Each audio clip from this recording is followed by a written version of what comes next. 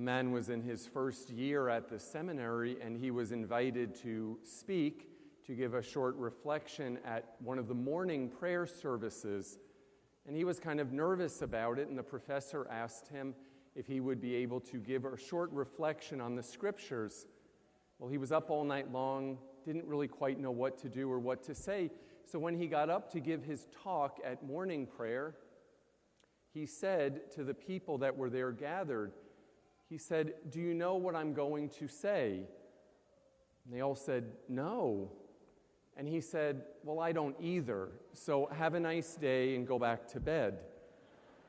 Well, the professor wasn't very happy, so the next day he said to him, I'm going to give you a second chance.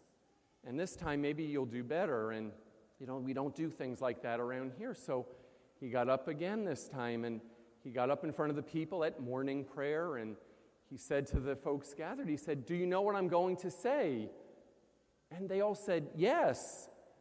And he said, "Well, good, then I don't have to say anything else and go home and have a nice day."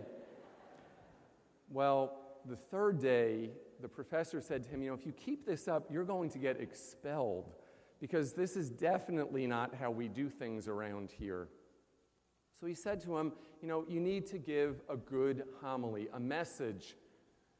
So morning prayer came around, and the young man got up and he said, "Do you know what I'm going to say?"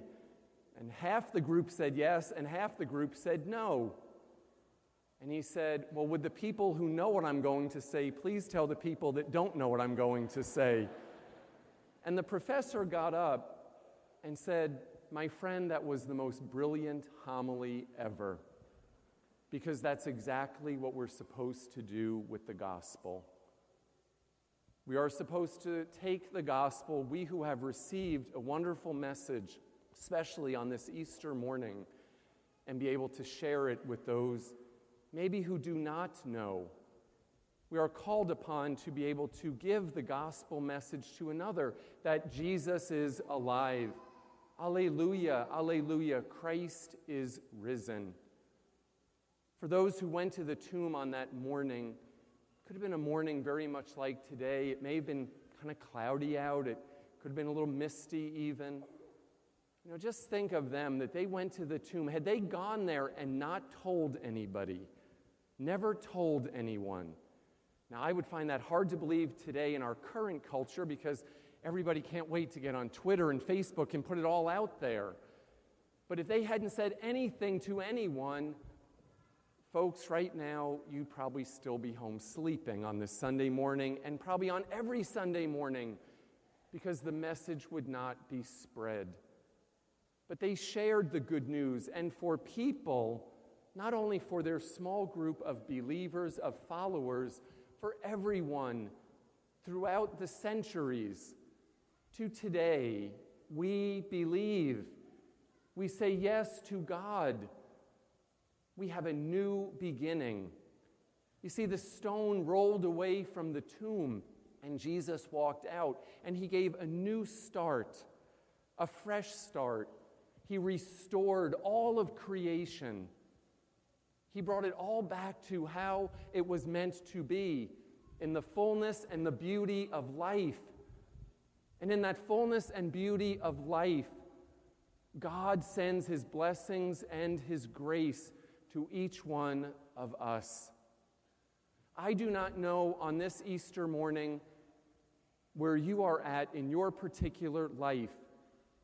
I do not know maybe what influences there are in your life, but I do know that today in our culture, and I use that word really very seriously, because in the root of the word culture is cult, meaning religion. So no matter where our culture is at, religion is at the heart. Religion is the core. Our faith is who we are as a people of human beings, not just of Christians, not just of other faith traditions, of all people. Religion, life, belief in God is first and foremost, and nothing can compromise that. So in our culture, where there seems sometimes to be a lot of darkness, Just put on the news on any evening. There can be a lot of sadness, a lot of senseless violence, a lot of people who maybe are living kind of on the fringe or on their own. How do we as believers make sure we take the message and we give it to another? We have something that is not just good. We have something, my friends, that is great.